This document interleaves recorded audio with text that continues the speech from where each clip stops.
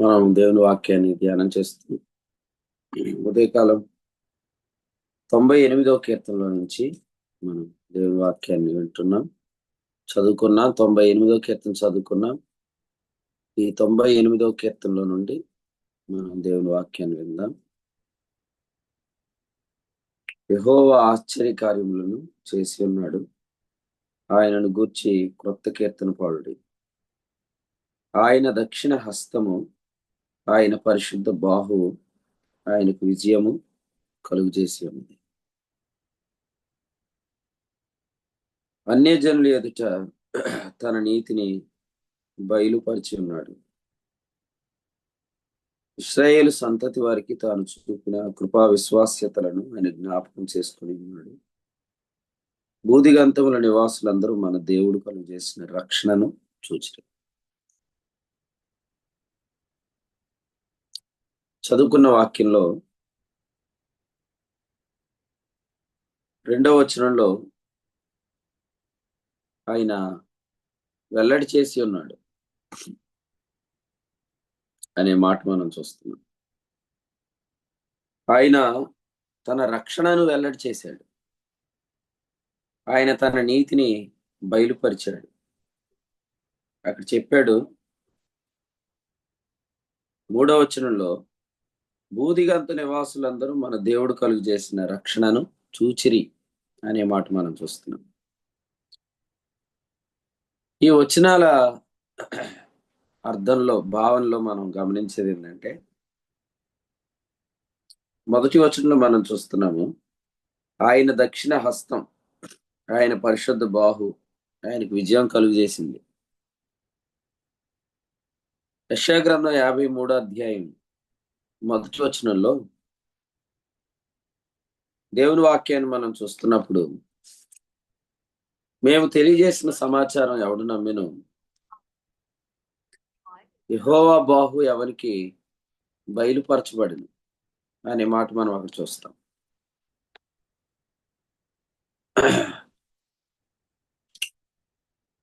మేము తెలియజేసిన సమాచారం ఎవడు నమ్మెను, యెహోవా బాహు ఎవనికి బయలుపరచబడింది. యెషయా గ్రంథంలో 41వ అధ్యాయం 10వ వచనంలో, నీతి అను నా దక్షిణ హస్తం అనే మాట అక్కడ మనం చూస్తాం. కాబట్టి మనం గమనిస్తున్నప్పుడు దక్షిణ హస్తం లేదా బాహు అనగా నీతి అని మనం చూస్తున్నాం. దేవుడు తన నీతిని బయలుపరిచాడు, వెల్లడి చేశాడు అనే మాట మనం చూస్తున్నప్పుడు, రోమీయులకు రాసిన పత్రిక 3వ అధ్యాయం 26వ వచనం చూడండి. రోమాపత్రిక 3:26. రోమీయులకు రాసిన పత్రిక 3వ అధ్యాయం 26వ వచనం. క్రీస్తు యేసు రక్తమునందరి విశ్వాసము ద్వారా ఆయనను కరుణాధారముగా బయలుపరచెను. దేవుడు ఇప్పటి కాలమందు తన నీతిని కనపరచు నిమిత్తము తాను నీతిమంతుడును యేసునందు విశ్వాసం గల వారిని నీతిమంతునిగా తీర్చువాడనే ఉండుటకు ఆయన అలాగూ చేశాను.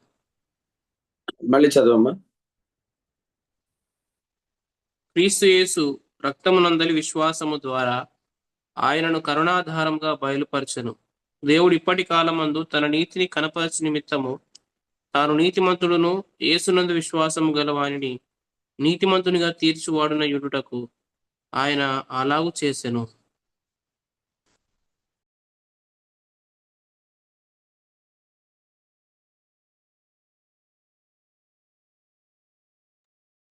ఇక్కడ చూడండి, దేవుడు ఎప్పటి కాలమందు తన నీతిని కనుబర్చు నిమిత్తం అన్నాడు. ఇంకో మాట ఏమన్నాడు, కరుణాధారముగా యేసుక్రీస్తును బయలుపరిచెను అన్నాడు. కాబట్టి దేవుడు తన నీతిని ఆయన మరుగు చేయలేదు, అలాగే తన కుమారుణ్ణి కూడా ఆయన మరుగు చేయలేదు. ఈ కాలంలో రక్షణ ఎలా కలుగుతుందో, నీతి ఎలా కలుగుతుందో అనే సంగతిని ఆయన మరుగు చేయాలని అనుకోలేదన్నమాట. మనకందరికీ తెలుసు, 3వ అధ్యాయం రోమాపత్రికలో 27వ వచనంలో ఏమనుందంటే, క్రియా న్యాయమా విశ్వాస న్యాయమా అనే మాట ఉంది. క్రియా న్యాయమా విశ్వాస న్యాయమా? చూడండి, విశ్వాస న్యాయము అనే దాన్ని మరి యుగాలలో తరాలలో ఆయన మరుగు చేశాడు కానీ ఈ కాలంలో మాత్రం ఆయన మరుగు చేయాలని అనుకోలేదు. అజ్ఞాన కాలములను దేవుడు చూచి చూడనట్టున్నాడు. కానీ దిద్దుబాటు జరుగు కాలం వచ్చే వరకు మరి క్రియా న్యాయం మాత్రమే కనబడింది కానీ విశ్వాస న్యాయాన్ని ప్రభు మరుగు చేశాడు. కానీ ఈ కాలంలో మాత్రం ఆయన తన నీతిని వెల్లడిపరిచాడు, తన రక్షణను ఆయన బయలుపరిచాడు. అంటే నీతి అనేది ఎలా కలుగుతుంది, రక్షణ అనేది ఎలా కలుగుతుంది, ఆ విశ్వాస న్యాయాన్ని ఆయన ఓపెన్ చేశాడు, ఆయన బయలుపరిచాడు. ఈ విషయాన్ని మనం గమనిస్తున్నప్పుడు చూడండి, ఎఫెసీయులకు రాసిన పత్రిక లేసినాను. ఎఫెసీయులకు రాసిన పత్రిక 3వ అధ్యాయం 8 నుంచి 11 వచనాలు. దేవుడు ఇక్కడ కూడా ఒక మాటను చూడండి. సమస్తమును సృష్టించిన దేవుని యందు పూర్వకాలము నుండి మరుగై ఉన్న ఆ మర్మమును గూర్చిన ఏర్పాటు అన్నాడు. ఏం చేస్తున్నాడు? అక్కడే చెప్పాడు చూడండి, సంఘము ద్వారా ఇప్పుడు తెలియబడాలి అని ఉద్దేశించాడు. భువన ప్రభు ఉద్దేశం ఏంటి? దేవుడు ఇప్పటి కాలమందు అసలు నీతి ఎలా కలిగిద్దో, రక్షణ ఎలా కలిగిద్దో అనే విశ్వాస న్యాయాన్ని ఆయన ఇంకా మరుగు చేయకూడదు అనుకున్నాడు. ఇంకా దాన్ని సీక్రెట్ గా ఉంచకూడదు అనుకున్నాడు, దాన్ని ఓపెన్ చేసేయాలనుకున్నాడు. విశ్వాస న్యాయము అనే విషయాన్ని ఆయన ఇక తెలియపరచాలి అని అనుకున్నాడు. ఎప్పటి నుంచి మరుగ్గా ఉందంటే, ఇది సమస్తమును సృష్టించిన దేవుని యందు పూర్వకాలము నుండి మరుగై ఉన్నది.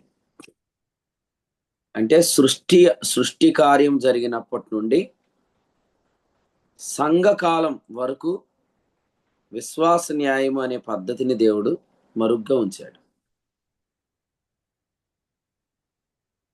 అసలు విశ్వాస న్యాయాన్ని ఇక్కడ ఏమని చెప్పాడు తెలుసా? శోధింప సఖ్యము కాని ఐశ్వర్యం అన్నాడు. ఒక వ్యక్తికి కానీ విశ్వాస న్యాయం అంటే ఏంటో అర్థమైతే అతడు ఐశ్వర్యవంతుడు అయిపోతాడు, అతడు సంపన్నుడు అయిపోతాడు. కాబట్టి ఈ ఐశ్వర్యాన్ని సమస్తాన్ని సృష్టించిన దేవుడు పూర్వకాలం నుండి మరుగ్గా ఉంచి ఎప్పటి కాలం అందు బయలుపరచాలనుకున్నాడు, ఎప్పటి కాలమందు తెలియపరచాలనుకున్నాడు.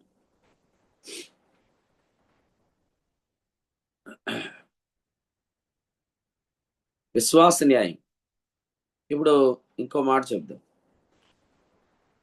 ఇప్పుడు దాకా క్రియా న్యాయం ఉంది, ఇప్పుడు విశ్వాస న్యాయాన్ని ఆయన బయలుపరచాలనుకున్నాడు. అలా బయలుపరిచే క్రమంలో చాలా అబ్జెక్షన్ వస్తుంది.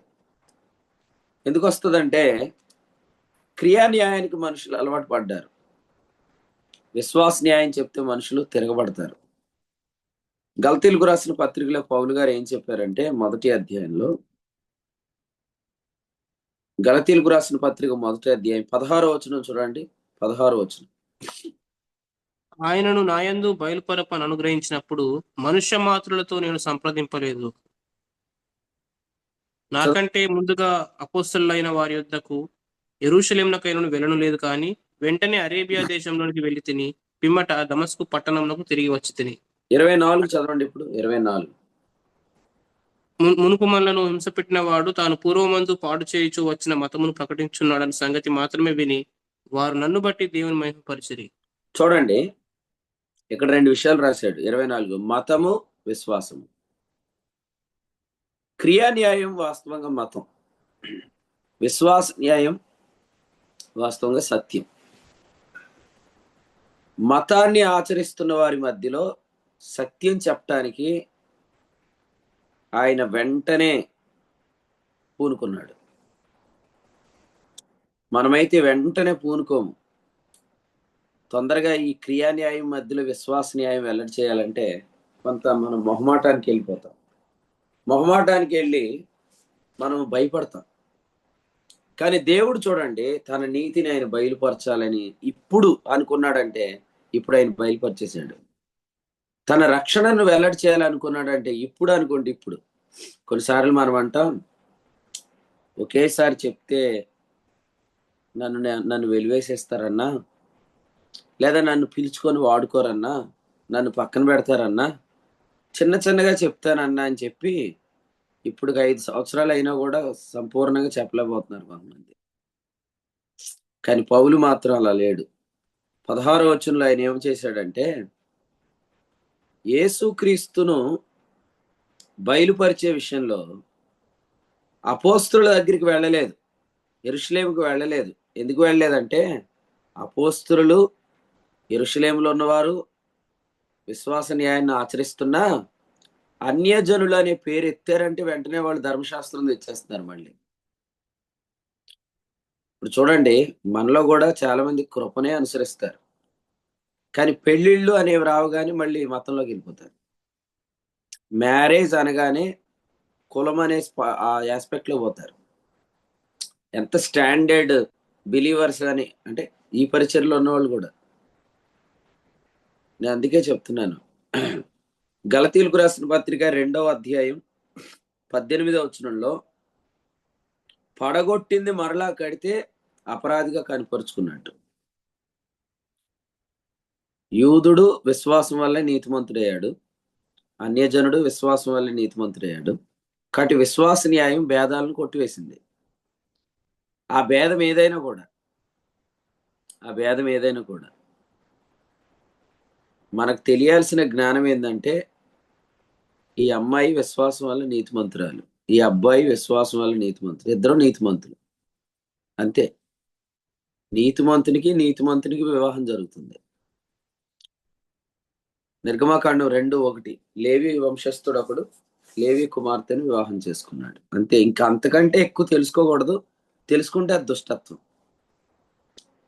ఒకప్పుడు మనకు తెలియక చేశాం, కానీ ఇప్పుడు కూడా మనం అవి తెలుసుకునే ప్రయత్నం చేయకూడదు. ఎందుకంటే వాక్యంలో ఏం చెప్పాడు? కొరింథీయులకు రాసిన మొదటి పత్రిక 14:14లో నా మనస్సు ఫలవంతముగా ఉండదు అనే ఒక విషయం చెప్పాడు.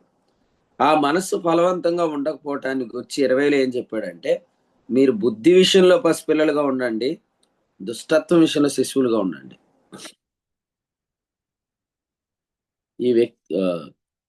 ఈ వ్యక్తి ఏ కులం అని తెలుసుకోవడం దుష్టత్వం. ఆ విషయంలో మనం శిశువులుగా ఉండాలి.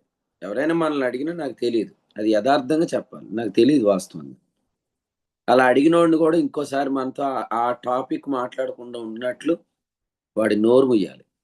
అజ్ఞానంగా మాట్లాడు మూర్ఖుల నోరు ముయ్యాల. ఎందుకంటే ఒక వ్యక్తి మరలా ఈ గోడ కడుతున్నాడంటే తను తాను నీతిమంతుడని చెప్పుకోవట్లేదు, పాపినని చెప్పుకుంటున్నాడు. అప్పుడు ఏమన్నాడు పౌలు? పాపినని చెప్పుకుంటే ఆ పక్షమందు క్రీస్తు చనిపోయింది నిష్ప్రయోజనమా? 21. అంటే కొంతమంది కొన్ని టాపిక్స్ రాగానే మళ్ళీ వాళ్ళు ఈ గోడలు కట్టేస్తున్నారు. పౌలు భయం కూడా అదే. యెరూషలేములో కృప ఉంది, అపోస్తలుల్లో కూడా కృప ఉంది, కానీ అన్యజనులు అనే టాపిక్ రాగానే వాళ్ళు మళ్ళీ లా యాక్టివేట్ అయిపోద్ది. అందుకనే వాళ్ళలో లా యాక్టివేట్ అయితే వాళ్ళు నన్ను కూడా సువార్త పనికి ఆటంకపరుస్తారని వారి దగ్గరికి వెళ్లకుండా వెంటనే అరేబియా దేశంలోకి వెళ్ళిపోయాడు. నెక్స్ట్ టైం ఏం చేశాడు తెలుసా? యెరూషలేంకి వెళ్ళేటప్పుడు తీతును వెంట పెట్టుకొని వెళ్ళాడు. 2వ అధ్యాయం. తీతును ఎందుకు వెంట పెట్టుకొని వెళ్ళాడు? వాళ్ళు టెస్ట్ చేశాడు. ఫర్ ఎగ్జాంపుల్, ఈ తీతు అన్యజనుడు కదా, వాళ్ళు అభ్యంతరపడి సున్నతి పొందాలని కానీ తీతుకు కానీ చెప్పారా? వెంటనే వాళ్ళు ఉతికి ఆరేద్దామని వెళ్ళాడు. అయితే యెరూషలేములో తప్పు దొరకలేదు, కానీ అంతియొకయలో కేఫ్ అపరాధిగా దొరికిపోయాడు. యెరూషలేములో ఏం జరిగింది చూడండి. గలతీలకు రాసిన పత్రిక 2వ అధ్యాయం వచనం 3 చదువుతాం. అయినను నాతో కూడా ఉన్న తీతు గ్రీసు దేశస్థుడైనను అతడు సున్నతి పొందుటకు బలవంత పెట్టబడలేదు. It's a good sign, it's a good thing. యెరూషలేములో ఉన్నవాళ్ళు కృపనే అనుసరించారు. 11వ వచనం. అయితే కేఫా అంత్యోకయకు వచ్చినప్పుడు అతడు అపరాధిగా తీర్చబడెను. అదనమాట. గనుక నేను ముఖాముఖిగా అతన్ని ఎదిరించాను కదా. నేను కాకినాడలో మెసేజ్ ముఖాముఖియే కదా. చాలా మంది ఆన్లైన్ మీటింగ్స్ లోనే ఉండిపోతున్నారు. ముఖాలు చూపించడానికి ఇష్టపడట్లేదు. ఎందుకంటే వాళ్ళ ముఖంలో ఉన్న లోపము తెలిసిపోతుంది అని చెప్పి. కానీ మీరు వినండి, ముఖం చూపించుకోవాలి.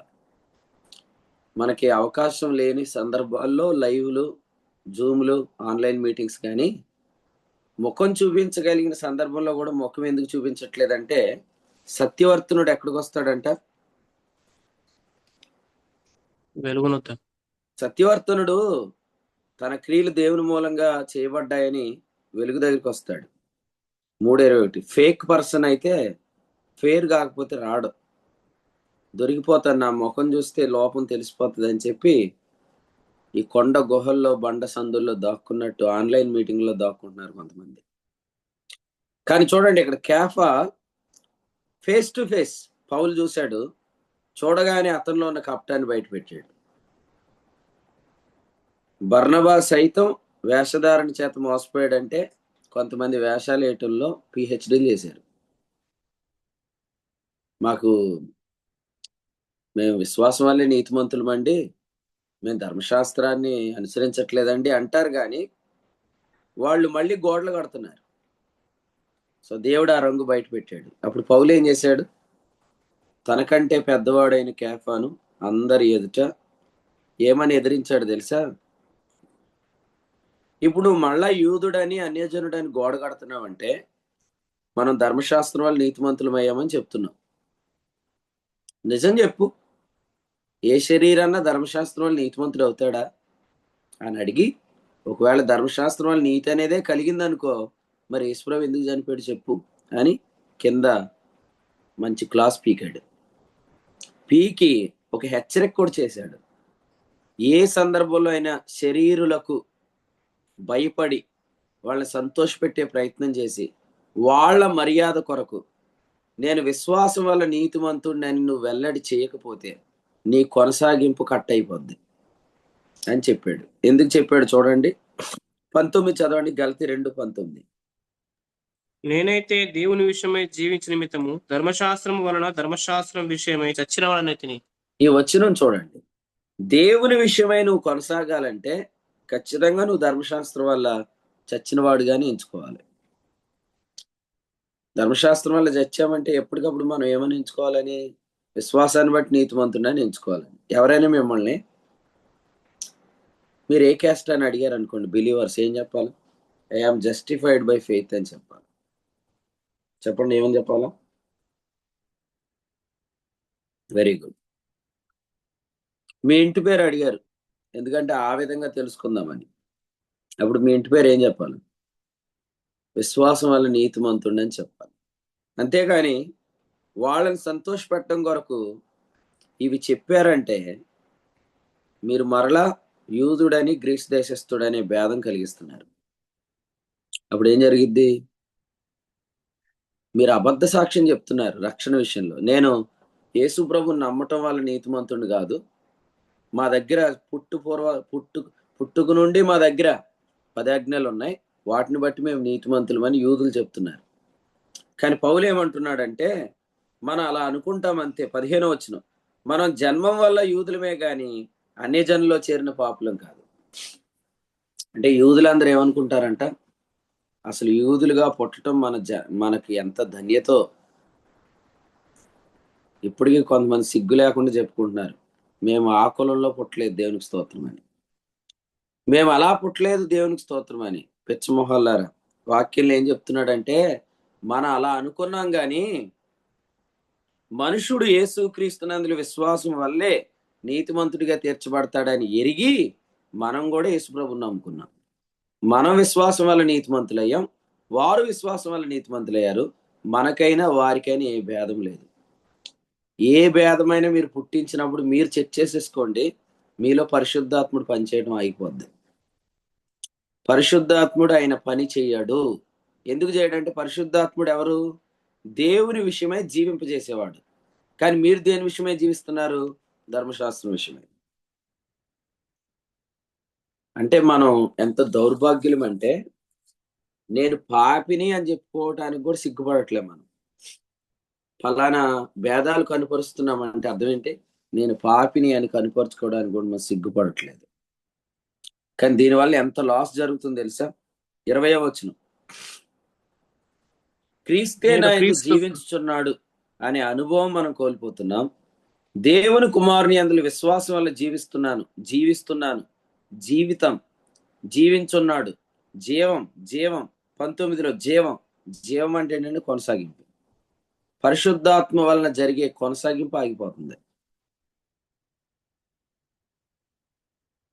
ఎక్కడ జీవించే జీవితం అంటే 20వ వచనం, శరీరమందు మనం ఉన్నప్పుడు పరిశుద్ధాత్ముడు కానీ పనిచేయకపోతే శరీరం మనల్ని ఓడిస్తుంది.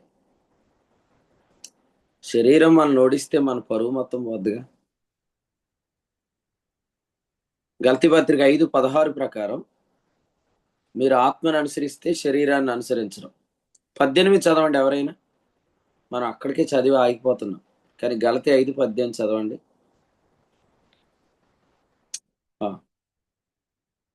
మీరు ఆత్మచేత మీరు నడిపింపబడిన ఆత్మచేత యెడల నడిపింపబడిన వారై ఉన్నారు. ధర్మశాస్త్రములకు లోనైన వారు కారు. అదిగో చూడండి, ఈ వచనం ఎవరు చదవట్లేదు. 5వ అధ్యాయం 16 చదివి వెళ్ళిపోతున్నారు. 5:18 చదవాలి. 5:18 ఏముందంటే, మీరు ఆత్మచేత నడిపించబడిన ఎడల మీరు ధర్మశాస్త్రమునకు లోనైన వారు కారు. ప్రతి సంఘం, ప్రతి విశ్వాసి, ప్రతి సేవకుడు ఈ వచనాన్ని వివరించాలి. ఈ వచనాన్ని వివరించే కృప వారికి దేవుడు ఇవ్వాలి. అప్పుడు యథార్థత బయటకు వస్తుంది.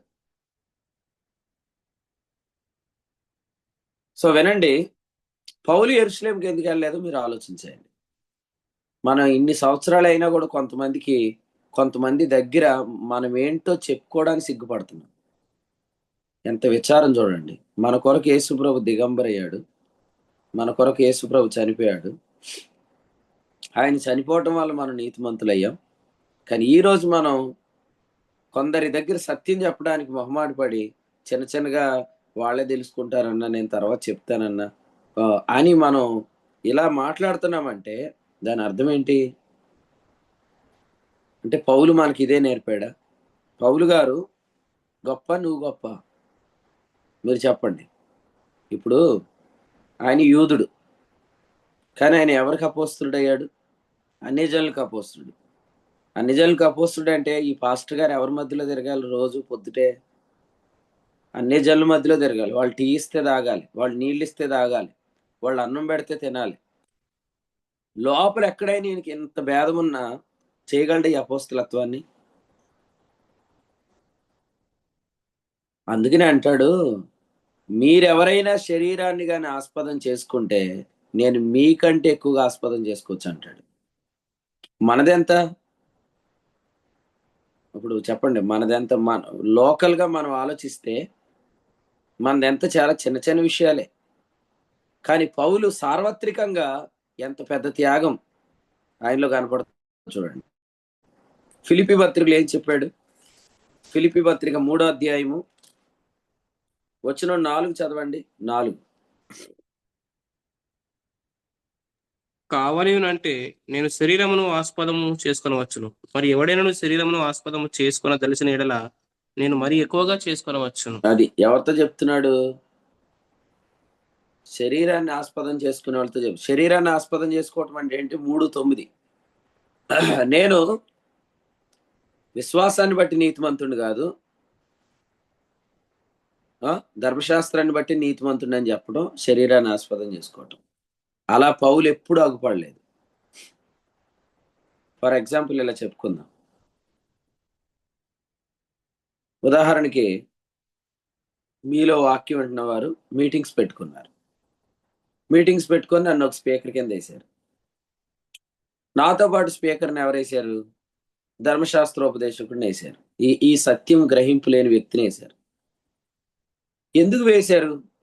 వాస్తవంగా అంటే ఎవరినో సంతోషపెట్టడానికి వేశారు. ఇది యథార్థత అనేది అంటే మనం కూడా కొందరిని సంతోషపెట్టే ప్రయత్నం చేస్తున్నాం. ఎవరైనా పొరపాటున బర్నబాని పిలిచారు ఏంటి అని అడిగారు అనుకోండి, ఆయన పాపం చేసినా పర్లేదు, నరకానికి పోమని చెప్తున్నాడు అంట కదా అంటే, లేదన్నా లేదన్నా జస్ట్ నేను జూమ్లో వాక్యం వింటాను అంతే, నేను ఆయన ఏం పెద్దగా ఫాలో అవనని చెప్పుకుంటారు కొంతమంది. అంతే కదా. అంటే వాళ్ళు ఎలా అగుపడాలని ఆశపడుతున్నారంటే శరీరం అందు చక్కగా అగుపడాలని అనుకుంటున్నారంట. మీకున్న తెలివి యేసుప్రభుకు ఉంటే అయిపోయేది. లేదు ఆయనకి. మీకున్నంత నాలెడ్జ్ పౌలుకుంటే సరిపోయేది. ఆయనకు కూడా లేదు. ఆయన తెంగరోడే. ఆయన అంటున్నాడు, మీలో ఎవరైనా శరీరం అందు చక్కగా అగుపడాలని అనుకుంటే నేను మీ అందరికంటే ఎక్కువగా బాగా అగుపడొచ్చు అంటున్నాడు. కాదా? ఇప్పుడు ఆయనకి ఎక్కువ మంది ఏమని ఐడెంటిఫై చేయాలని అనుకోవచ్చు? ఆయన పరిసయుడని, హెబ్రియుడని, ఇశ్రాయేలీయుడని, బెన్యామిన్ గోత్రికుడని, సున్నతి పొందినవాడని, ధర్మశాస్త్రం వాళ్ళ నీతి విషయంలో అనిందుడని ఇలా చెప్పుకుంటూ ఉంటే ఎంత బాగుంటది. అవన్నీ తనకు వద్దన్నాడు. ఆ టైటిల్స్ వద్దు. ఎందుకంటే ఈ టైటిల్స్ వల్ల ఒక అబద్ధం బయటకు వస్తుంది. ఏంటి అబద్ధం అంటే, నేను ధర్మశాస్త్రం వల్ల నీతిమంతుడని అబద్ధం బయటకు వస్తుంది. అందుకని ఆయన తను ఇశ్రాయేలీయుడిగా కూడా కనపడడానికి ఇష్టపడలే. ఆయన హెబ్రీయుడిగా కూడా కనపడడానికి ఇష్టపడలే. కానీ మనం మాత్రం అలంకారం ద్వారా చెప్పేస్తాం మనం పలానా క్యాస్ట్ అని. లేదా మన కారు వెనకాల గుర్తులేస్తాం కొన్ని. కారు వెనకాల గుర్తులేసాడంటే వీళ్ళు పలానా క్యాస్ట్ అని చెప్పి. అంటే ఎక్కడో గాడ చెప్పేయాలి మనం. కానీ మీ అంత తెలివి పౌలుకి లేదు కదా. అందుకని ఆయన మాత్రం ఈ తీతును వెంట పెట్టుకొని తిరుగుతూ ఉంటాడు. ఎవరైనా అడిగి తీతు ఎవరు? తీతు అన్యజనుడు కదా. మీరు కూడా అన్యజనులే? అవునండి, నేను అన్యజనుడినే కదా. ఫలానా క్యాస్ట్ వాడితో కలిసి తిరిగితే నువ్వు కూడా అదే క్యాస్ట్ అంటావు అని చెప్పి వాళ్ళని కొన్ని చోట్ల తీసుకెళ్లరు. అంటే శరీరం అంది ఇంకా చక్కగా అగుపడాలని కోరుకుంటున్నారంటే ఇదంతా ఏంటంటే, నేను చచ్చిపోయినా పర్లేదు, మనుషుల దృష్టిలో మార్కులు పడితే చాలు. కొనసాగింపు పోయినా పర్లేదు, నన్ను మనుషులు మాత్రం గుర్తిస్తే చాలు. కానీ దాన్ని పౌలు పెంట అన్నాడు. ఈరోజు పౌలు పెంట అన్నది కొంతమంది మేకప్ వేసుకుంటున్నారు ముఖంకి. ఆయన నష్టంగా ఎంచాడు. ఎందుకు నష్టం అంటే, ఇన్ కేస్ నేను కానీ 9వ వచనం, ధర్మశాస్త్రం వల్ల నీతిమంతుడిని అన్నట్టుగా నా అగుపాటు అంటే నన్ను నేను అలా అగుపరుచుకుంటే 9వ వచనం లేదా 7వ వచనం 8వ వచనంలో చెప్పాడు, యేసుక్రీస్తును గూర్చిన అతి శ్రేష్ఠ జ్ఞానాన్ని కోల్పోతాను. యేసుక్రీస్తును గూర్చిన అతి శ్రేష్టమైన జ్ఞానం అంటే ఏమని చెప్పుకున్నాం? నెంబర్ 1 పునరుద్ధానం, నెంబర్ 2 పునరుద్ధాన బలం, నెంబర్ 3 పునరుద్ధాన బలం ద్వారా జరిగే కార్యాలు. చిన్న ఎగ్జాంపుల్ చెప్తాను, అందరూ వినండి. ధర్మశాస్త్రం వల్ల నీతి అనే దానిలో రిజరక్షన్ ఉందా? లేదు. ఎందుకంటే అందులో మరణం లేదు, పునరుద్ధానం లేదు.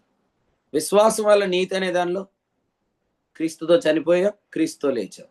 కాబట్టి నువ్వు ఎప్పుడైతే జస్టిఫైడ్ బై ఫెయిత్ అని నువ్వు కనుపరుచుకుంటావో అప్పుడల్లా నువ్వు డైలీ రిజరక్షన్ ఎక్స్పీరియన్స్ చేస్తావు. డైలీ రిజరక్షన్ ఎక్స్పీరియన్స్ చేసినప్పుడు ద పవర్ ఆఫ్ రిజరక్షన్ నువ్వు తెలుసుకుంటావు. పవర్ ఆఫ్ రిజరక్షన్ నువ్వు తెలుసుకునేటప్పుడు ఆ పవర్ ఆఫ్ రిజరక్షన్ ద్వారా జరిగే కార్యాలు నువ్వు చూస్తావు. అదే 11వ వచనం చెప్పాడు. ఇవి ఎరగాలంటే నువ్వు ఎలాగూ కనపడాలి.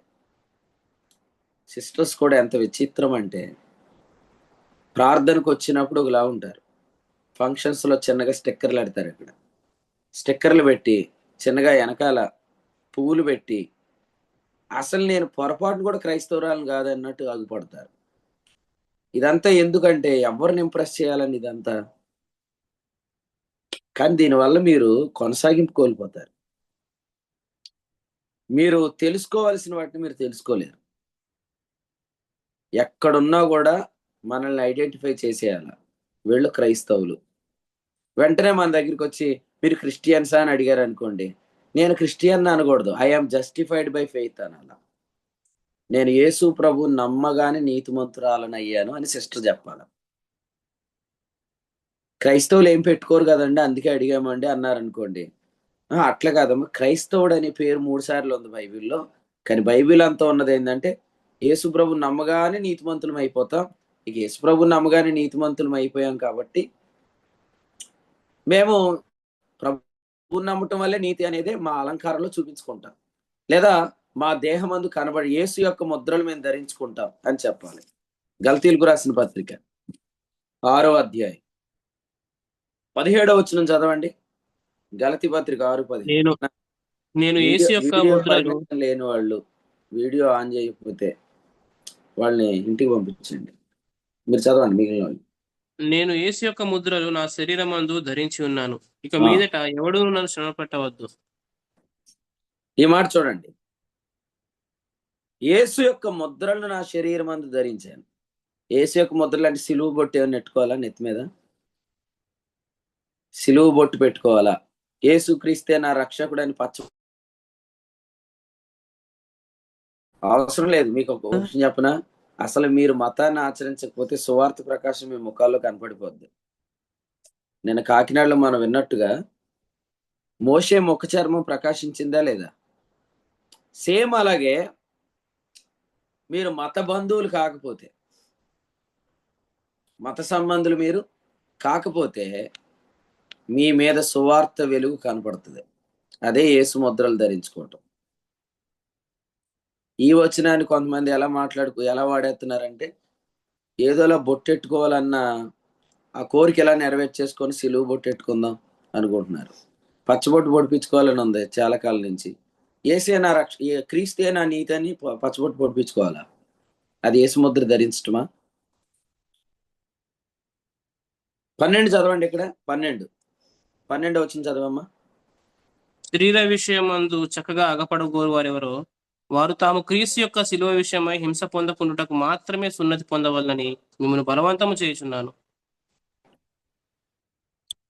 తమ్ముడు, ఈ వచనంలో ఏం చెప్పాడమ్మా? ప్రశాంత్ ఏం చెప్పాడు? శిలువ విషయమై హింస పొందకుంటకు అదే మాత్రమే నాకు తెలుసు, నువ్వు బైబిల్ ఎలా చదువుతావో నీ నెత్తులో ఏముంటుందో నాకు తెలుసు. అందుకే నిన్ను అడుగుతాను నేను. శరీరం అందు చక్కగా అగ్గుపడుట అని చెప్పాడు. అవునవునండి. అవునవును, ఇప్పుడు కాదు, ఫస్ట్ చెప్పాలా. శరీరం అందు చక్కగా అగ్గుపడుట. శరీరం అందు చక్కగా అగ్గుపడుట అంటే పౌడర్ రాసుకోవద్దు, లిప్స్టిక్ వేసుకోవద్దు, అయి కాదు. నీ శరీరం అందు నేను ఫలానా అనేది నువ్వు తెలియపరచొద్దు. యేసుబాబు, నువ్వు 2-3 సార్లు నాకు దొరికావు. నువ్వు కొన్ని వివరాలు కొంతమందిని అడుగుతూ దొరికావు. ఇంకోసారి అది రిపీట్ అయితే నేను సిలువేసేస్తాను అంతే. అర్థమైందా? అది ఏం అడగొద్దు, ఏమి తెలుసుకోవద్దు, ఏం అడగొద్దు, ఏం తెలుసుకోవద్దు. మనకు అంబేద్కర్ గారి గురించి వద్దు, జగజ్జీవన్ రావు గారి గురించి కూడా వద్దు. అడగాల్సిన అడగొద్దు అంతే. అర్థమైందా? కొంతమందికి తెలుసుకోవాలి అని అనిపిస్తుంది. అది దుష్టత్వం విషయంలో దాన్ని ఏమన్నాడు? శిశువుగా ఉండటమా? నో, ప్రతి ఒక్కరిని ఇలాగే తెలుసుకోండి. ఈ అన్న విశ్వాసం వల్ల నీతిమంతుడు, ఈ అక్క విశ్వాసం వల్ల నీతిమంతురాలు, అంతే. ఇక మధ్యలో ఏ గోడ కట్టొద్దు. కడితే మనల్ని మనం ఏమని కనపరుచుకుంటున్నట్టు, నేను ధర్మశాస్త్రం వల్ల నీతిమంతుడిని కదా. అప్పుడు మనం ఏమని చెప్పుకుంటున్నాం? పాపులమని చెప్పుకుంటున్నాం. యేసుప్రభు చనిపోవడం కూడా నిష్ప్రయోజనం అని చెప్పుకుంటున్నాం. అట్లాంటి ప్రయత్నం ఎవరు చేయొద్దు. అలా చేస్తే పౌలు ఏమన్నాడు? నేను మీ అందరికంటే ఎక్కువగా శరీరాన్ని ఆస్పదం చేసుకోవచ్చు అన్నాడు. చేసుకుంటే పౌలు అసలు మన దగ్గరకు సువార్త చెప్తాకుంటుందా? నేను సందీప్ అన్న చెప్పండి. మా దగ్గర రండి అని మనం పౌలు గారిని పిలిచాం. అయ్యా, నేను కొంచెం వయోభారాన్ని బట్టి నేను ఆన్లైన్లోనే వాక్యం చెప్తున్నాను, మీ దగ్గర రాలేను, మీరు జూమ్లో జాయిన్ అవ్వండి అన్నాడు పౌలు. ఎందుకన్నాడంటే వాస్తవంగా విషయం అది కాదు. ఆఫ్లైన్ మీటింగ్ వచ్చాడు అనుకోండి, మనతో ఉన్నాడు అనుకోండి, నువ్వు అన్యజనులతో కలిసిపోయావా అని ఎవరైనా అడిగితే లేదు లేదు లేదు కలవలేదు, జస్ట్ అలాగే వెళ్ళొచ్చాను అంతే అని చెప్పుకోవాలని అనుకుంటున్నాడు అనుకోండి, అదనమాట. పౌలుకు ఆ బుద్ధే లేదు. దేవునికి స్తోత్రం. ఉండుంటే మనకి ఇంత జ్ఞానం వచ్చేదే కాదు. జ్ఞానం పొందండి, జ్ఞానాన్ని ట్రాన్స్ఫర్ చేయండి, అంతేగాని మతాన్ని దయచేసి ప్రమోట్ చేయొద్దు. ఎవరికి భయపడకూడదండి. అసలు నీకు సత్యం తెలిసిన రోజు నుంచే చెప్పేయటం ప్రారంభించేయాలి. అంతేగాని ఇన్ని సంవత్సరాలు ఆపి ఆపి ఆపి ఏం సాధించావు? చాలా నష్టపోయావు ఇప్పటికి. ఎందుకంటే మనం ఏమనుకుంటామంటే వెంటనే చెప్తే నన్ను అయ్య బాబు ఈడు కూడా పాపం చేసినా పర్లేదు పరలోకం వెళ్ళిపోతాడని, వీడు తప్పులు చేసేస్తున్నాడేమో అనుకుంటారు. అనుకోనియండి, అదే కదా అసలైన దూషణ. ఆ దూషణ వల్ల వాళ్ళు అనుకుంటారు. కానీ వాళ్ళు అనుకోగానే ఎప్పటి నుంచి అయితే వాళ్ళు అనుకోవడం స్టార్ట్ చేస్తున్నారో, మన మీద రాంగ్ ఒపీనియన్ వాళ్ళు ఎప్పుడైతే పెట్టుకున్నారో, అప్పటి నుంచి వాళ్ళు వర్ధిల్లటం ఆగిపోద్ది. అప్పుడు వాళ్ళు వచ్చి మనల్ని అడుగుతారు, నీ గురి మేము ఎందుకు ఇలాగ అయిపోతున్నామని. నువ్వు నన్ను తప్పుగా అన్నావు కదా, ఇట్లా అనొద్దు, వాస్తవం ఇదే నువ్వు చెప్పాలి. అంతేగాని ఆ, ఒక సంవత్సరం ఆగండి నేను చెప్పేస్తాను ఈలోగా అని చెప్పి ఆ సంవత్సరం అయిపోయింది. సుమారు మీకు సత్యం తెలిసింది 2022లో అనుకోండి. 22లో చెప్పలే, 23లో చెప్పలే, 24లో చెప్పలే, 25 కూడా చెప్పలే. ఇంకా మీరేమంటున్నారు? ఒకేసారి చెప్తే వాళ్ళు ఏమంటారు అంటే, నీకు మంచి మార్కులే కావాలి తప్ప వాళ్ళు వెలుగులోకి రావటం మాత్రం నీకు ఇష్టం లేదు. ఇంకోటి ఏంటంటే, వాళ్ళ దగ్గర ఇలా హోల్డ్ చేసామే అనుకోండి, వాళ్ళు మనల్ని మంచోళ్ళు అనుకుంటారు. ఇక మనం ఆ మంచితనంలో వెళ్ళిపోతున్నాం. ఇంకెందుకు ఆత్మఫలంలో మంచితనం తీసేయండి. అక్కడ బైబిల్ ఆత్మఫలం ఏమనగా మంచితనం ఉంది కదా, ఆ మంచితనం తీసేయండి. మీ మంచితనమే మంచితనం అనుకోండి. ఏం ఆశీష్, అంతేనా? వాల్ పోస్టర్లు అంటించండి, కానీ పగలు మాత్రం నేను రాను, రాత్రి వస్తానండి, నువ్వు నికోదేమేగా, అంతేగా? నువ్వు కాదులే, ఉదాహరణ చెప్తున్నాను. కొంతమంది నికోదేములు ఉన్నారు, వాళ్ళు రాత్రులే వస్తారు, ఉదయం రారు. ఎందుకు? ఉదయం అందరికి తెలిసిపోతారు ఇందులో జాయిన్ అయ్యారని. కొంతమంది ఫస్ట్ లో జూమ్ లో వీడియో ఆన్ చేసుకునేవారు కాదు. ఎందుకంటే నేను జాయిన్ అయ్యానని తెలిస్తే నువ్వు కూడా ఇందులో దూరేవా అని అడుగుతారన్నా అని. పౌలు ఏం చేశాడు? వెంటనే వెళ్ళాడు అరేబియా దేశానికి. కాబట్టి నేను అడుగుతున్నాను, మనం అందరం కలిసి మందు అవుతున్నాం పొద్దుటే, ఇందులో కానీ వెళ్ళావంటే నువ్వు కూడా మందు అవుతున్నావు అని అడుగుతాకి. సత్యం కొరకు భయపడుతున్నారు కానీ అబద్ధం దగ్గర మాత్రం భయపడట్ల. ఒక అబద్ధాన్ని ప్రోత్సహించారు. ఇప్పుడు ఒక అబద్ధం బోధించే చోట నువ్వు కూర్చున్నావంటే నువ్వు అబద్ధాన్ని ప్రమోట్ చేసావుగా. అక్కడ కనపడటానికి భయపడట్లేదు ప్రజలు.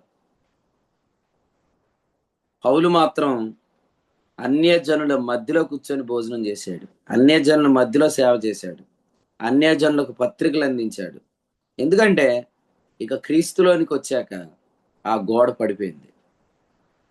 ఎప్పుడైనా యేసు ప్రభు వచ్చేదాకా ఒక తీర్మానం చేసుకుందాం, శరీరం అందు చక్కగా అగుపడుట అనేది మనం ఎవ్వరం చేయకుందుము గాక. శరీరం అందు చక్కగా అగ్గుపడు గోరువారు ఎవరో, వాళ్ళు ఎందుకు అగ్గుపడుతున్నారంటే క్రీస్తు యొక్క శిలువ విషయమై హింస తప్పించుకోవడానికంట.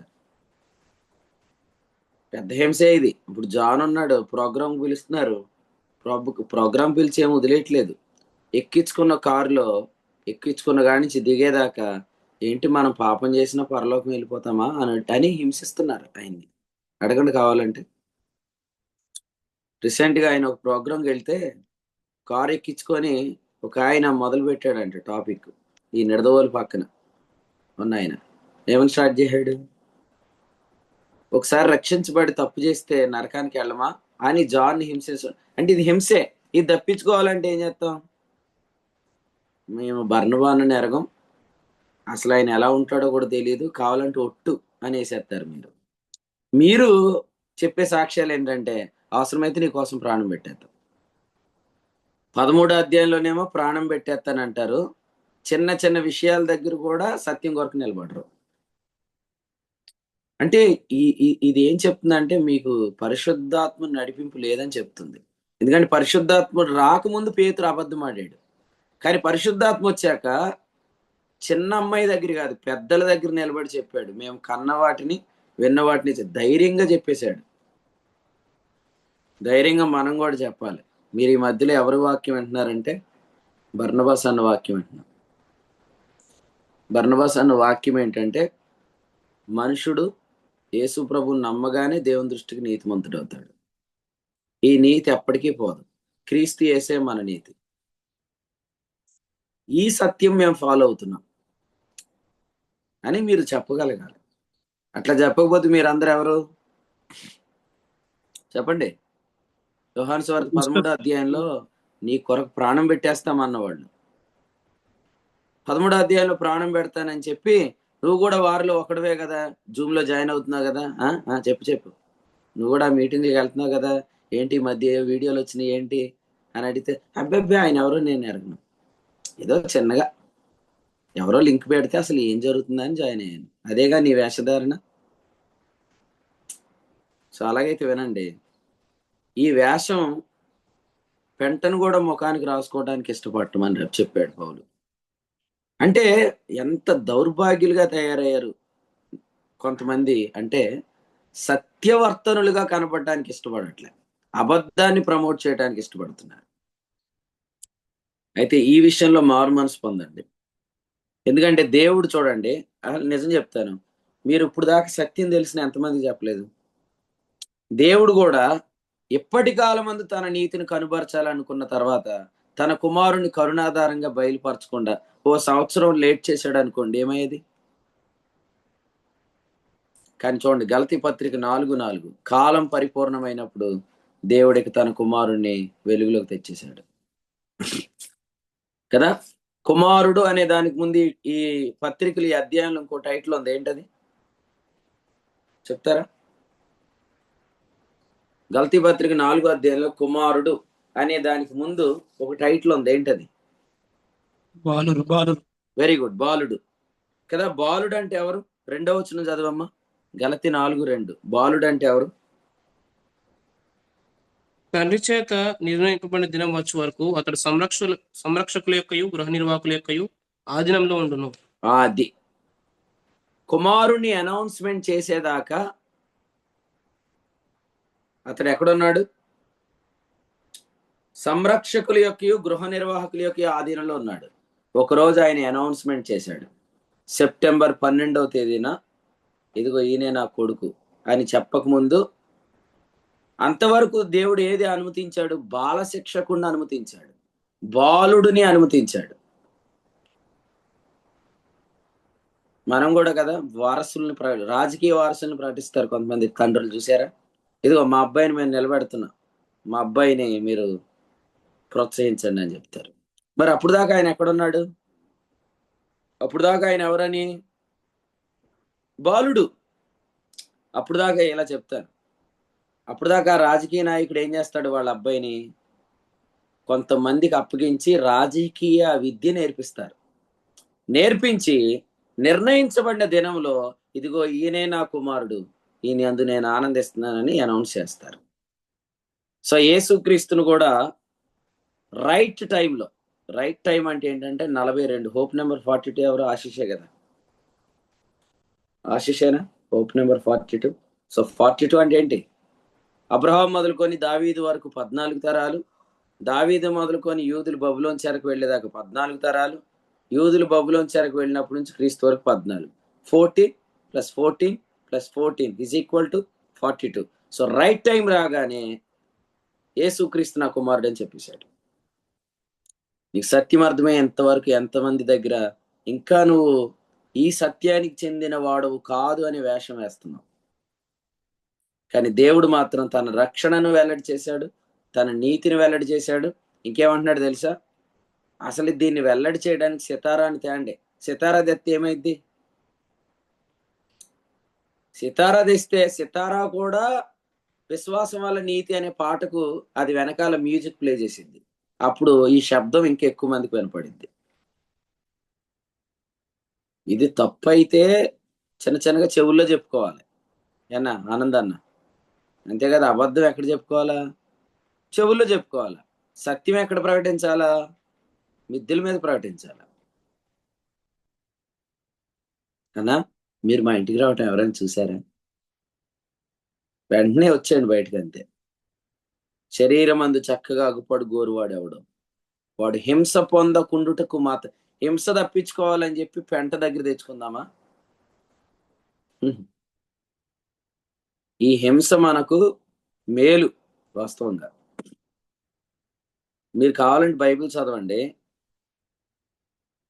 క్రైస్తవుల వల్ల హింస, మత సంబంధుల వల్ల హింసే వాస్తవంగా హింస.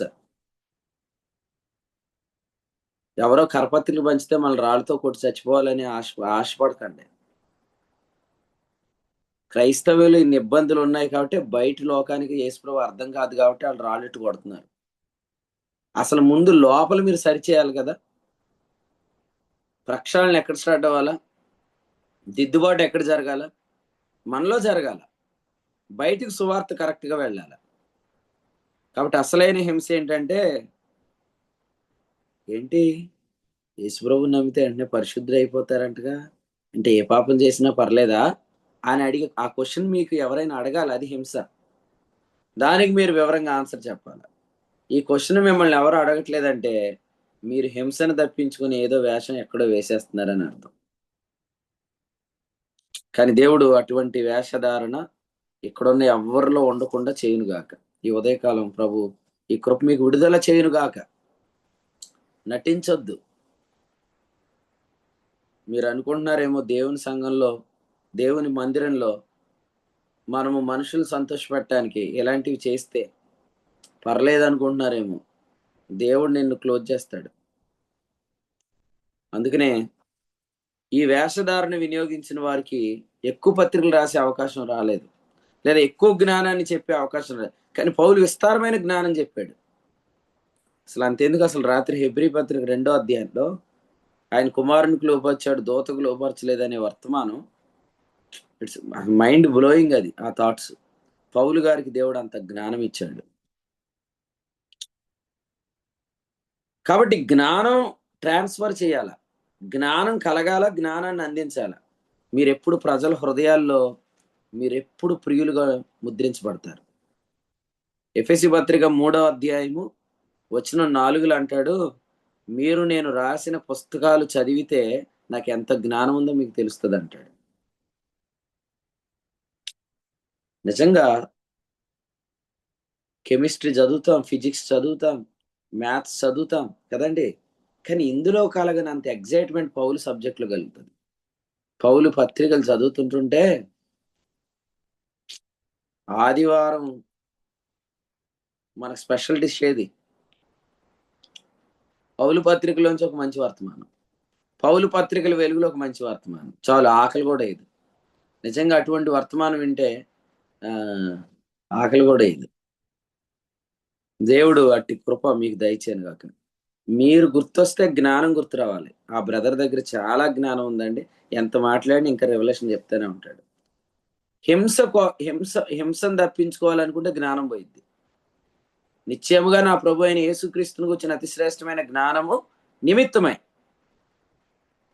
ఏం చెప్పాడు? క్రీస్తుని సంపాదించుకొని ధర్మశాస్త్ర మూలమైన నా నీతిని కాక విశ్వాసం బట్టి దేవుడు అనుగ్రహించి నీతి గలవాడినాయి ఆయన ఎందు అగుపాడు నిమిత్తం ఏ విధము చేతనైనా మృతుల్లోండి నాకు పునరుద్ధానం కలగవలనని ఆయనను ఆయన పునరుద్ధాన బలమును ఎట్టిదో ఎరుగు నిమిత్తం ఆయన శ్రమలలో పాలువాడు ఒకటి ఎట్టిదో ఎరుగు నిమిత్తం నేను సమస్తమును పెంటతో సమానం ఎంచుకోవచ్చు.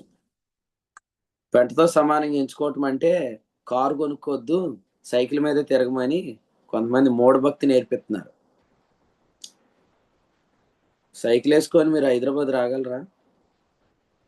మరి ఇప్పుడు తిరగాలంటే ఏం కావాలా? మంచి వాహనం కావాలి. అది కాదు పెంట అని చెప్పింది. నేను ఫలానా కులస్తుడిని అని చెప్పుకోవడం పెంట. నేను విశ్వాసాన్ని బట్టి నీతిమంతుడిని కాదు, నేను ధర్మశాస్త్రాన్ని బట్టి నీతిమంతుడిని అనే వేషధారణ పెంట. అది కొంతమంది మూఢభక్తి నేర్పిస్తున్నారు. స్మార్ట్ ఫోన్లు వాడకండి, డబ్బా ఫోన్లు వాడండి, స్మార్ట్ ఫోన్ పెంటతో సమానం, ఇవన్నీ వాళ్ళకి వాక్యం తెలియక చెప్తున్నారు. ఇవన్నీ నో, పౌలు చెప్పింది అది కాదు. మీకు అర్థమైందా లేదా? ప్రభు స్తోత్రం. కాబట్టి ఈరోజే చెప్తారా, మరి రేపు చెప్తారా? ఈరోజు చెప్పండి, ఫోన్ చేయండి. అసలు మీటింగ్ అవగానే ఒకరికి ఫోన్ చేసి, ఇప్పుడు దాకా నీ ముందు నేను నటించాను, ఇప్పుడు నిజం చెప్తున్నాను, నేను బర్నబాస్ గారి వాక్యం వింటున్నానని చెప్పండి. ఇప్పుడు దాకా నేను నీ ముందు నటించాను, అది మాత్రమే కరెక్ట్ అని చెప్పండి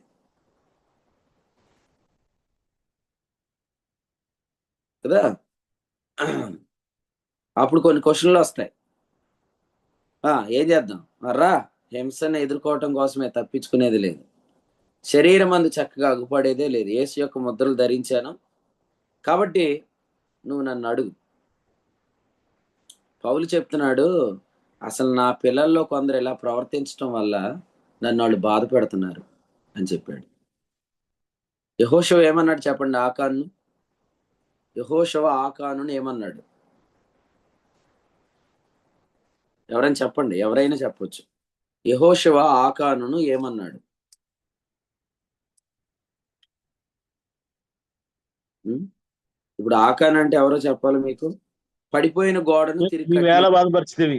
అది రైట్ ఆన్సర్. అద్భుతమైన మాట అది. ఏమన్నాడు తెలుసా?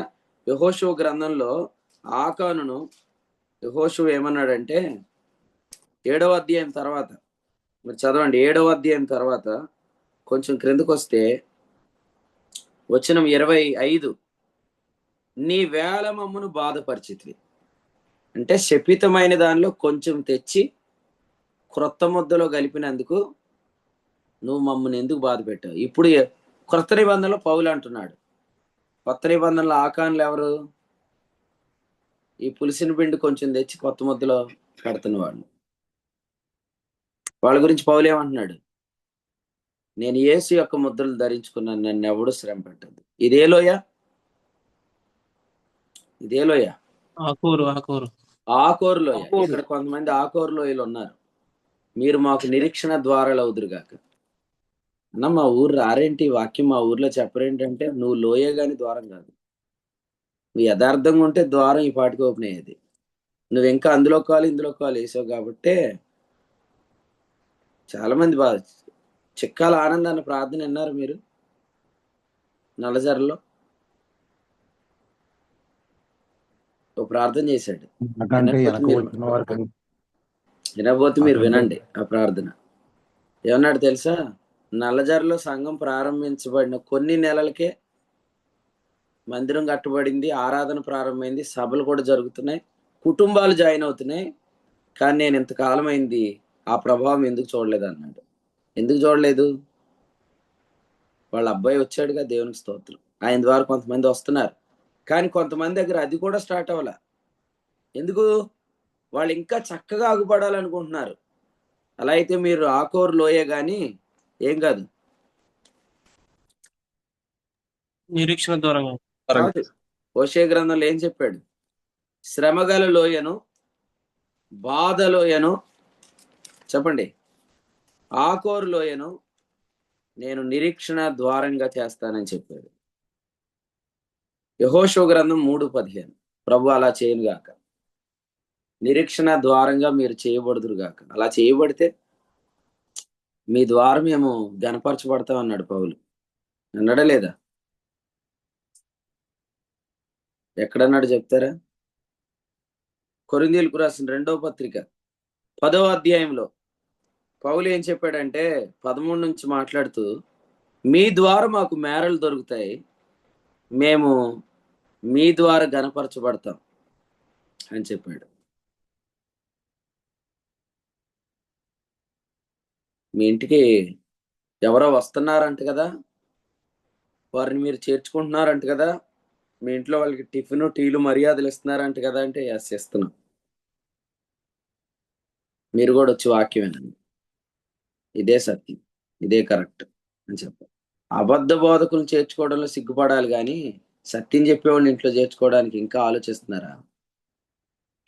ఎవరి కోసం ఎవరిని బయట పెట్టారు చూడండి. ప్రకటన గ్రంథంలో కలిపి చెరిపెడి వారికి అవకాశం ఇచ్చి 3:20 యేసుప్రభుని ఎక్కడ పెట్టారు కదా? నేను చెప్తున్న మాట కాదు, ఆయన మధ్యాహ్నం డోరు దగ్గర నిలబడి కాలింగ్ బెల్ నొక్కుతున్నాడు. నాకు ఆకలేస్తుంది, కొంచెం అన్నం పెట్టండి అంటే, ఉండయ్యా నువ్వు బయట ఉండు అని చెప్పి దొంగలకు అందరికి అన్నం పెడుతున్నారు. లోపల దొంగలకు అన్నం పెడుతున్నారు కానీ యథార్థవంతుడిని బయట పెట్టారు. లోతింటికి ఎవరు వచ్చారు? అప్పుడు బయట నుంచి వచ్చిన వాళ్ళు దొమ్మిగా పడి ఏమన్నారు? నీ ఇంటికి ఎవరు వచ్చారు దాడి చేస్తామంటే లోతు ఏమన్నాడు? వాళ్ళ జోలికి పోవద్దు అన్నాడు. ఈరోజు కూడా మనల్ని చేర్చుకున్నందుకు, సత్యం చెప్పేవాళ్ళని చేర్చుకున్నందుకు హింస పెట్టినప్పుడు మనం క్లియర్గా చెప్పాలి, మేము వాళ్ళకి నీడిస్తున్నాం, మేము వాళ్ళకి షెల్టర్ ఇస్తున్నాం, ఎందుకంటే వాళ్ళు సత్యం చెప్తున్నారు. అబద్ధం చెప్పేవాడిని ఇంట్లో చేర్చుకోవద్దు,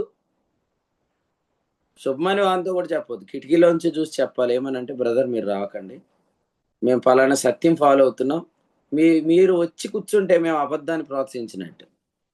ఈ మొహమాటం లేకుండా ప్రభు మనం చేయను గాక.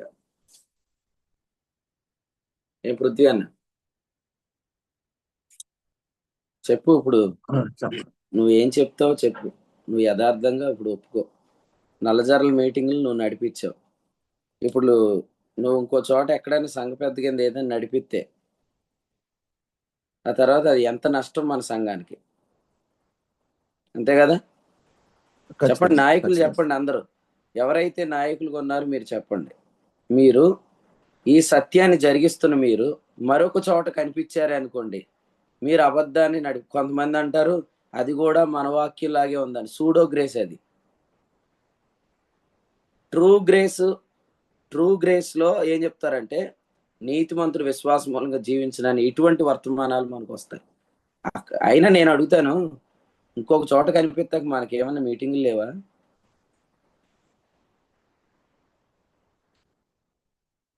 చాలా బాధ కలుగుతుంది కొంతమందికి అసలే తెలుగులో చెప్పినా అర్థమవుతలేదు, మరి కొన్ని చోట్ల కనపడుతున్నారు. ఎవరైనా క్వశ్చన్ అడుగుతారండి మిమ్మల్ని, నువ్వు నల్లజర్లో మీటింగులు పెట్టావు, ముందుండి అన్ని నడిపించావు, నువ్వు పలానా దానిలో కార్యక్రమాలు నిర్వహిస్తున్నావంటే నువ్వు ఎలా అగుపడాలనుకుంటున్నావు? నేను పృథ్వీ అన్ననే ఉపమాన రూపకంగా వాడుతున్నాను, కానీ వాస్తవం ఇది ఎవరికి వెళ్ళాలో, ఎవరికి చెప్పాలో అది వారికి ప్రభు చెప్తాడు ఖచ్చితంగా. మీరు తెలుసుకోండి కూడా. సో ఒక తీర్మానం చేసుకోండి.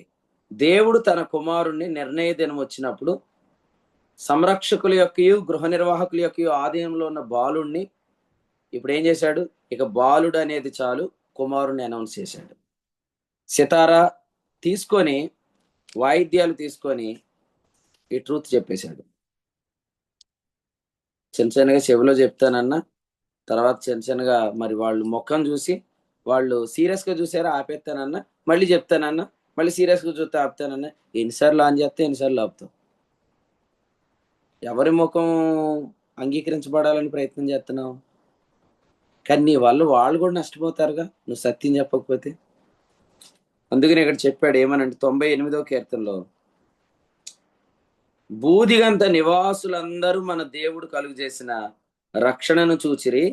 ఎలాగంటే 4వ వచనంలో, ఆర్భాటంతో సంతోషం చేయండి, ఆర్భాటంతో సంతోష గానం చేయండి. ఇది ఆర్భాటంగా చెప్పాల్సిన అంశం. మెచ్యూర్ ఫంక్షన్లు చేయొచ్చా విశ్వాసులు? చెప్పండి నాకు. విశ్వాసులు మెచ్యూర్ ఫంక్షన్లు చేయొచ్చా? చేయకూడదు. అది గోప్యంగా ఉండాలి.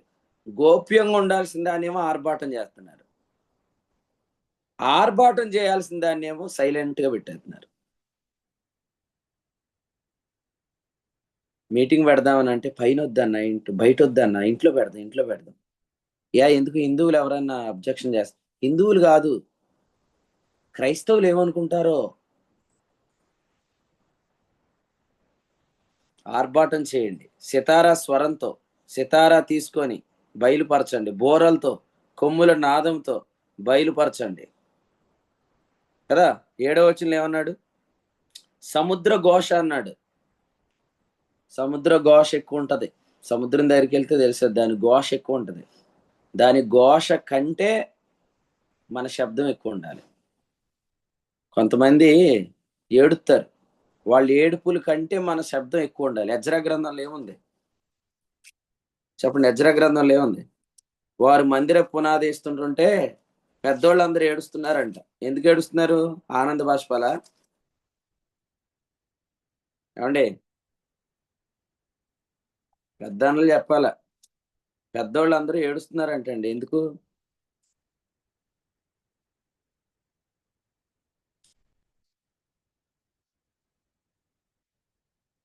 ఆ మీరు చెప్పట్లేదంటే మీరు చెప్పట్లేదని కాదు, మీకు తెలియదు అనుకుంటా, కవర్ చేస్తున్నారు అనుకుంటున్నాను నేను.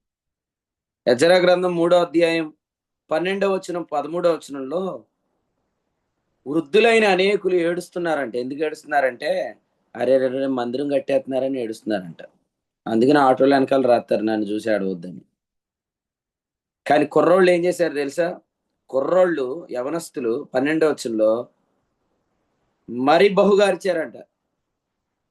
ఏడ్చేవాళ్ళు ఏడుస్తుంటుంటే మనం ఇంకా గట్టిగా సంతోషంతో కేకలేయాలి కానీ ఫోన్లు ఏడుతున్నారని చెప్పి మనం ఆపేస్తే ఎలాగా? ఏమో ఆనందన్న, ఫోన్లో అన్ని ఏడుతున్నాడు, ఏడ్చేసి చచ్చిపోతాడు, ఆడి కోసమైనా నేను కూడా లేదు లేరా, నేను కూడా బాధలోనే ఉన్నాను, నువ్వేమీ ఎక్కువ ఆడవకు అని అంటే బాగుంటుందా? సంతోషం చేత బహుగా అరవండి. 13లో అన్నాడు, మీరు బహుగా అరిస్తే ఏది సంతోష శబ్దమో ఏది దుఃఖ శబ్దమో జనులు తెలుసుకోరు, గొప్ప ధ్వని చేసినందుకు శబ్దం బహుదూరం వినపడిద్ది.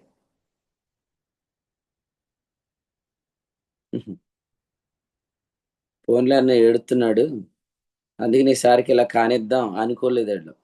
బహు సంతోషంగా కేకలేశారు. దేవుడు అట్టి కృప మనకు దయచే. సత్యం చెప్పే దగ్గర మొహమాటం అవసరం లేదండి. ఆర్భాటంగా పెట్టండి మీటింగ్లు. పాస్టర్ గారి ఫ్యామిలీకి భోజనం పెడదాం అనుకున్నారు. ఇప్పుడు ఏం చేయాలా? సంఘం అంతటికి పెట్టండి. మెచ్యూర్ ఫంక్షన్కి మాత్రం మీ ఇంట్లోనే వండుకుందేనండి, బయట అందరికి భోజనాలు ఎట్టకండి. బయట అందరికి భోజనాలు పెట్టేది ఎక్కడో అక్కడే పెట్టాలా. ఇంట్లో పెట్టుకునేట్లు ఇంట్లోనే పెట్టుకోవాలా. గోప్యంగా ఉండాల్సింది గోప్యంగా ఉండాలి. ఆర్భాటం కొన్ని గోప్యంగా ఉండాల్సినవి బయటికి తెస్తున్నాం. మన పెళ్లి కూడా పెట్టే రోజున స్పష్టంగా సువార్త వెళ్ళాలనే ప్లాన్ చేసుకోవాలి. పెళ్లి కొడుకే చెప్పుకోవాలా ఏమనంటే, నా పెళ్లిలో మాత్రం పిచ్చి పిచ్చి అన్ని జరిగించొద్దు, సువార్త ప్రకటన జరిగిద్ది, ఎక్కువ మంది ప్రభువుని ఎరగిన వాళ్ళు పెళ్లికి వస్తారు, కాబట్టి ఏ ఏ స్పీకర్ని పిలిస్తే సువార్త స్పష్టంగా చెప్తాడో ఆయనకి అవకాశం ఇద్దాం. సువార్త చెప్తాడు. కొంతమంది పాపులు రక్షించబడతారు. మీకు పెళ్లి జరిగిన రోజే, పెళ్లి అయిపోయే లోపు యేసుప్రభు వచ్చాడు అనుకోండి, ఒక కార్యం సక్సెస్ అయినట్టేగా. మీ పెళ్లి ద్వారా సువార్త ప్రకటించబడింది, కొంతమంది రక్షించబడ్డారు, మీతో ఎత్తబడతారు. అందుకే పెళ్లి జరుగుతుందేమో. మీరు అనుకున్నట్టు ఏదో పెళ్లి అయిన తర్వాత పిల్లల తర్వాత మనవాళ్ళు, ఇదంతా కోసం కాదు, సువార్త ప్రకటన కోసమే పెళ్లి జరుగుతుందేమో అనుకొని ఆ పెళ్లిలో మంచి సిస్టమ్ పెట్టి సువార్త చెప్పాలి. ఏం జాన్ పాల్, అలాగే చేద్దామా నీ పెళ్లి? అలాగే చేద్దామన్నా. అలాగే అలాగే చేయాలి. సువార్త స్పష్టంగా వెళ్ళాలి. మీ ఇంట్లో వాళ్ళు, మీ కుటుంబీకులు, మీ బంధువులందరూ రక్షించబడాలి. దేవుడు మీకు ఇటు కృప దయచేయను గాక. ఈ ఉదయకాలం విన్నట్లుగా ఏది ఆర్భాటం చేయాలో అది మీరు అందరూ ఆర్భాటం చేయండి. నేను ప్రేమతో చెప్తున్నాను, మనలాగా వేషం వేస్తే దేవుడు తన కుమారుణ్ణి కాలం పరిపూర్ణమైనప్పుడు పంపేవాడు కాదు. పౌలు తనకు బయలుపరచబడిన దాన్ని వెంటనే చెప్పేవాడు కాదు. వాళ్ళు ఎలా ప్రవర్తించారో మనకు కూడా అటువంటి ప్రవర్తనే ప్రభు పుట్టించును గాక. నటించకుండా ప్రభు మనకు సహాయం చేయను గాక. ప్రభు తలంపులు మనందరి వినికిడిలో దీవించును గాక. ఆమె 98వ కీర్తన నుంచి ప్రభు తన దాసుని ద్వారా నేర్పించిన సంగతులను బట్టి ప్రభుని స్తుతిస్తున్నాం. శ్రేష్టమైన తలంపులు పరిశుద్ధాత్మ సాయంతో అందించిన దేవుని సేవకులకు వందనాలు తెలియజేస్తున్నాం. అలాగే ఇప్పటి వరకు నిలిచి వాక్యం ఉన్న దేవుని సేవకులకు, దేవుని ప్రియులైన అందరికీ వందనాలు తెలియజేస్తున్నాం. సమయంలో ఆదిలాబాద్ నుంచి మన పరిచయంలో కొనసాగుతున్న ప్రశాంత్ గారు ముగింపు ప్రార్థన చేసి కూడికను ముగింపు చేస్తారు. ఈరోజు దండగారిలో ఉదయం 11 గంటలకి, సాయంత్రం తణుకులో జరిగే బైబిల్ స్టడీ కొరకు ప్రార్థన చేయండి. అలాగే రేపటి దినం మంగళగిరిలో రేపు సాయంత్రం దేవుని సేవకులు పేతురు గారి ద్వారా గంటలో జరిగే సువార్త పరిచయం కొరకు ప్రార్థన చేయండి. జరగబోయే పరిచయం కొరకు ప్రార్థన చేయండి. అలాగే ఈ నెల 30 నుంచి అక్టోబర్ 3వ తేదీ వరకు జరిగే కాన్ఫరెన్స్ కొరకు కూడా ప్రార్థన చేయాలని, అలాగే సిద్ధపడాలని మీకు తెలియజేస్తూ ఈ సమయంలో ప్రియులు ప్రశాంత్ గారు ప్రార్థన చేసి కూడికి ముగింపు చేస్తారు. తమ్ముడు వందనాలు. పరిశుద్ధుడైన తండ్రి, మీకు వందనాలు స్తోత్రములు చెల్లిస్తున్నాం ప్రభువా. ఆయన మీ వెలుగు వద్దకు రావడానికి కృపకే వందనాలు చెల్లిస్తున్నాం. నమ్మకమైన గృహ నిర్వాహకత్వాన్ని, నాయన నమ్మకమైన సేవకుల్ని, నమ్మకమైన ఈ పరిచర్యం బట్టి మీకు స్తోత్రాలు చెల్లిస్తా ఉన్నాం ప్రభువా. క్రీస్తు విషయమైన హింస పొందకుండా సత్యాన్ని పొందినట్లు నాయన, హింస పొందినట్లుగా సత్యాన్ని స్పష్టంగా నాయన ప్రకటింపజేసే ఈ పరిచయం బట్టి మీకు వందనాలు చెల్లిస్తున్నాం నాయన. ప్రభువా, మేము విశ్వాసము ద్వారా నీతిమంతులమయ్యాం, పరిశుద్ధులమయ్యాం, అడగబడ్డాం అనే విషయాన్ని స్పష్టంగా చెప్పడానికి నాయన మీరు చూపిస్తున్న కృపకే వందనాలు చెల్లిస్తున్నా. కాలము సంపూర్ణమైనప్పుడు నాయన మీ కుమారుణ్ణి ఈ లోకానికి పంపించారు, మీ నీతిని కనుపరిచారు, మీ రక్షణ, మీ బాహువును మీరు బయలుపరిచారు. మీకు వందనాలు చెల్లిస్తున్నాం. అంతవరకు మేము గృహ నిర్వాహకుల యొక్క నాయన నాయన మరి వారి కింద ఉన్నాం, కానీ యేసుక్రీస్తుని విశ్వసించడం ద్వారా మేము కుమారులంగా ప్రకటన చేయబడ్డాం. తండ్రి మీకు స్తోత్రం చెల్లిస్తున్నాం. ఆయన మీరు మీ కుమారుణ్ణి అప్పగించడం వినచేయలేదు. ఆయన ద్వారా మాకు నీతి కలిగింది, రక్షణ కలిగింది. నాయన మీకు స్తోత్రం చెల్లిస్తున్నాం. పౌలు గారు కూడా చెప్పినట్టు నాయన ఈ యొక్క మర్మం నాకు తెలియబడినప్పుడు నేను వెంటనే అరేబియా దేశంకి వెళుతున్నా చెప్పినట్టుగా నాయన ప్రభువా, మరి మేము తెలుసుకున్న ఈ సత్యాన్ని చెప్పుటకు నిర్లక్ష్యం చేయకుండా ఆర్భాటంగా ప్రకటించే కృప అనుగ్రహించండి. ఉన్నది ఉన్నట్టుగా నాయన సత్యాన్ని వెల్లడి చేసే కృప అనుగ్రహించమని ప్రార్థన చేస్తున్నాం. ప్రభువా నీకు స్తోత్రం. నాయన విశ్వాసము ద్వారా నీతిమంతులుగా తీర్చబడ్డాం. ఆయన ధర్మశాస్త్ర విషయమై చనిపోయాం. కేఫా అందరి ఎదుట తన అపరాధిగా తీర్చబడ్డాడు. కారణం ఏంటంటే ఆయన మధ్య కూడా కట్టినట్టుగా నాయన మా చేసే క్రియల ద్వారా నీతిమంతులమైనట్టుగా నా తండ్రి తను అగపరుచుకున్నాడు. ఆయన ప్రభువా, ఇప్పుడు కూడా చాలా మంది నాయన శరీరమందు చక్కగా ఆగుపరుచుకోవడం, నాయన హింసను తప్పించుకోవడం వంటి వేషధారణ ఉండకూడదని మిమ్మల్ని హెచ్చరించిన విధానం బట్టి మీకు స్తోత్రాలు చెల్లిస్తున్నా. ప్రభువా కృప చూపించండి. ఎప్పుడైతే మేము దాన్ని నాయన ఆ ధర్మశాస్త్ర మూలమైన నీతిని పెంటగించుకుంటామో, విశ్వాసము ద్వారానే నీతిమంతులమైన సత్యాన్ని బాహాటంగా ప్రకటింపజేస్తాము.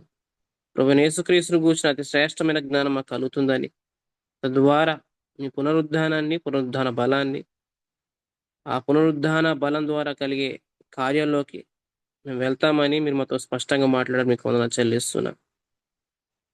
నేను యేసు యొక్క ముద్రలు నా శరీరమందు ధరించుకుని ఉన్నానని పౌలు గారు చెప్పినట్టుగా నాయన మేము విశ్వాసము ద్వారా నీతిమంతులం అనే విషయం మా ప్రవర్తన ద్వారా, మా పరిచయ ద్వారా, మా మాటల ద్వారా అగుపడును గాకని ప్రార్థన చేస్తున్నా. నాయన కృప చూపించండి. కలవరపరిచే ఆకానుల ద్వారా నాయన బాధ కలుగుతా ఉంది.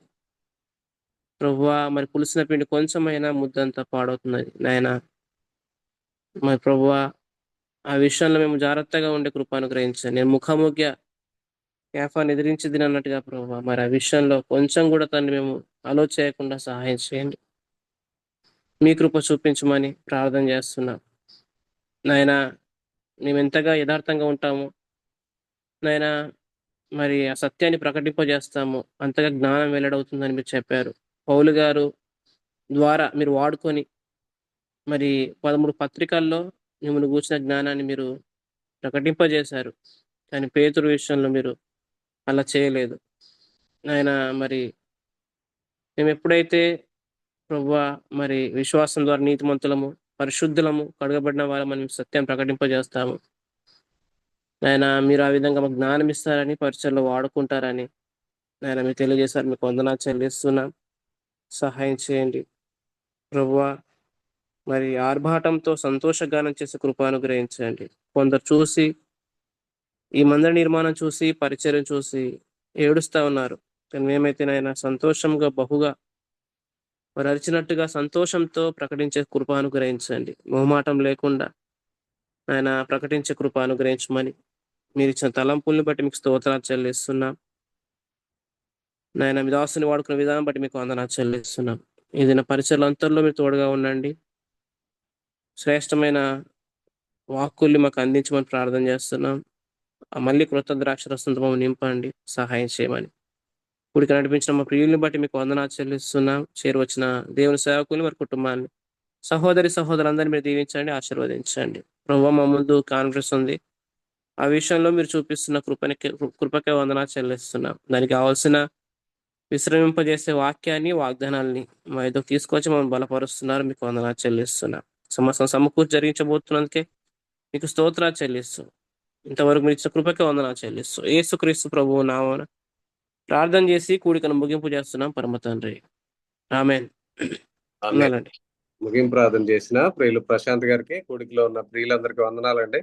ఒకరికొకరు వందనాలు తెలియజేసుకుని కూడికి ముగింపు చేసుకున్నాం. అందరికీ వందనాలు. అందరికీ వందనాలు.